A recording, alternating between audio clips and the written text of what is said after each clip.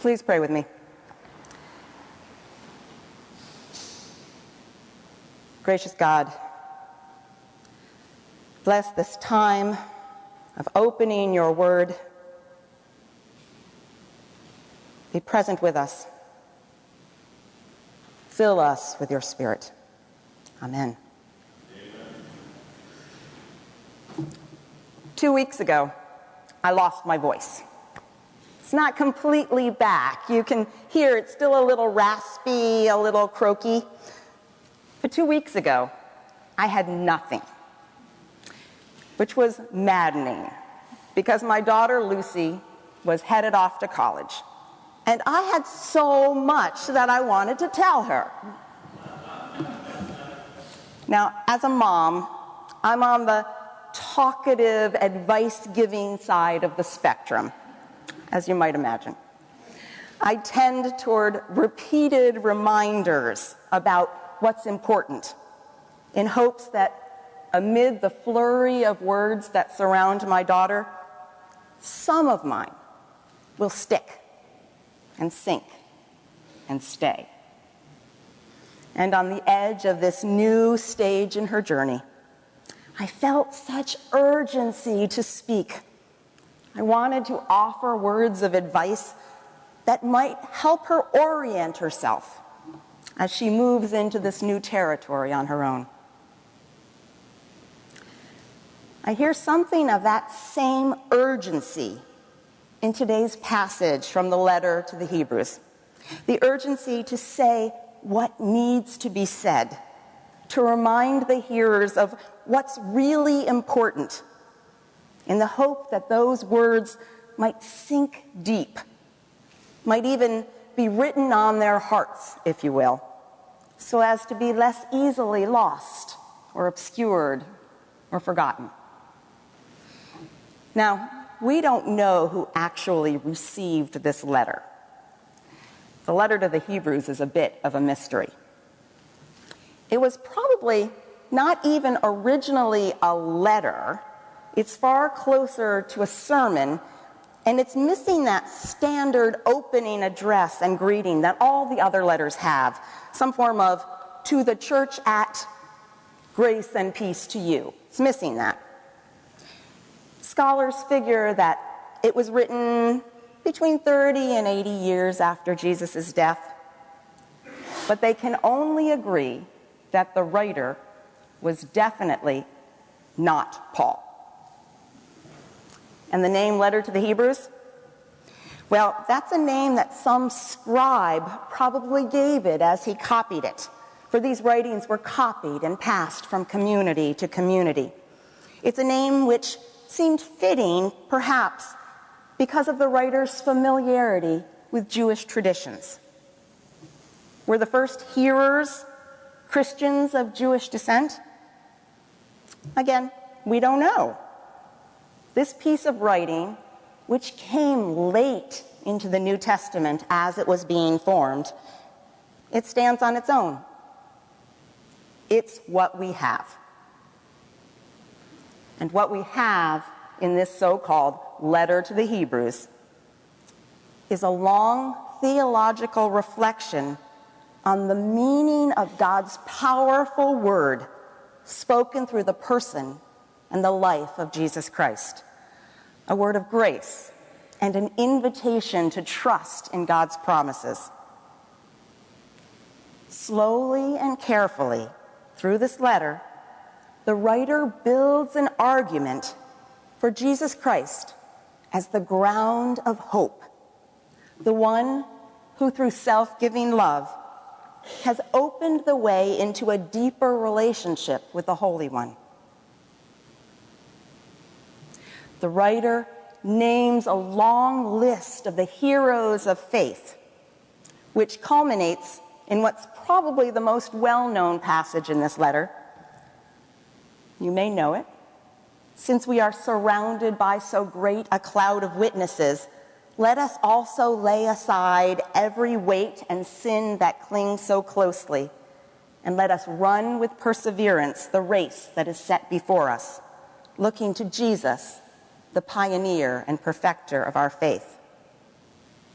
And in between that passage and the one we heard today, both nearly to the end of this letter, are words of warning to lift drooping hands and strengthen weak knees to obtain grace and blessing, linked to images of awesome power, the divine voice shaking the earth and the heaven. God described right before this passage as a consuming fire. It's in that context of apocalyptic images, glimpses of world-ending destruction, that the words we heard today are offered. They carry the writer's urgency to say what needs to be said in the midst of this fragile, fleeting existence. Just let me tell you one more thing, the writer seems to be saying. When your surroundings are uncertain, when you don't know what the future holds, hold fast to love. When the end seems near, let love continue. When you're tempted to focus your attention on a close-knit community, stretch your acts of hospitality to reach strangers. And those who are in prison or experiencing unthinkable violence, keep them in prayer. Each day, every day. Don't forget them. Be faithful in your intimate relationships. Don't use others or betray those who trust you. And money will not provide the security you long for. Only God. And God is with you. Look to the lives of those you admire and follow in their way. And when nothing seems constant, remember that Jesus Christ is the same yesterday, today, and tomorrow. Follow his way of strong, spacious, self-giving love as only you are able. We have no idea how these words were received by their first hearers. Although I would hazard a guess that their urgency could not have exactly matched the urgency of the writer, if only because, as every parent knows, the urgency to speak and the urgency to hear are two very different things. And we know that a sense of urgency affects each of us differently. Too much anxiety, and we shut down, limiting our intake to just what's safe and familiar. Not enough urgency? We don't even focus. We take everything in, figuring that we can sift among myriad choices and choose among that flurry of words at our leisure. That sweet spot where we attend to what's essential, where words may actually stick and sink and stay, inscribed upon our hearts, centering us, orienting us. That sweet spot is different for each one of us. It matters if we're at a turning point in our journey or if the path before us seems set in stone.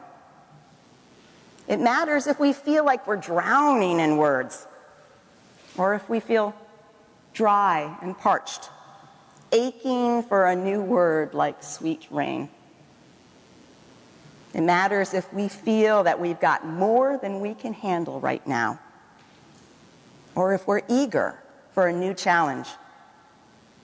It matters if our days feel far too short, or if the hours crawl. We have no idea how these words were first received, but they have now come to us in their ancient urgency. They are now ours to hear. Some of us, try as we might, can't find the urgency in them. The worldview of this writer, who sensed the end time so near, seems a bit old-fashioned to put it nicely, or simply out of touch with reality. The world that we know seems less in danger of being suddenly consumed by divine fire than of being warmed to death by rising levels of greenhouse gases. And love in itself doesn't seem to provide a concrete way forward. Some of us do sense that fierce urgency of now, as Martin Luther King put it. We see communities riven by violence, fear-mongering by politicians, entrenched poverty, refugees despairing, and we want to act. But these words offer no quick fix, no clear, drastic action. And that's the challenge of these words. It goes without saying that we do not live as clearly as we speak. Love, as urgently as it is needed, is complicated, slow, particular. No politician would offer love as an answer, even if healing and hope for our country and our world depend upon it. We hear the words we're open to.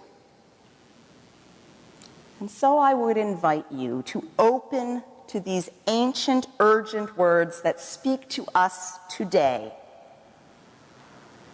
Love is slow work, but it's essential. It's what we're called to do in the urgency of this moment. So amid the flurry of words that surround us, let these words ground you, center you, orient you. Let us write them on our hearts. Time is short, so love for the long run. Welcome strangers into your life. Suffer with those who suffer. Honor and respect your loved ones.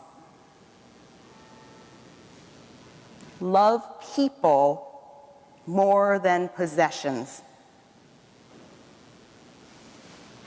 Pattern your lives on those who have lived with integrity. And know, today and tomorrow, that life may change, but the good news of love embodied in Jesus Christ is a constant that we can rely on. Take a moment. Let them sink in.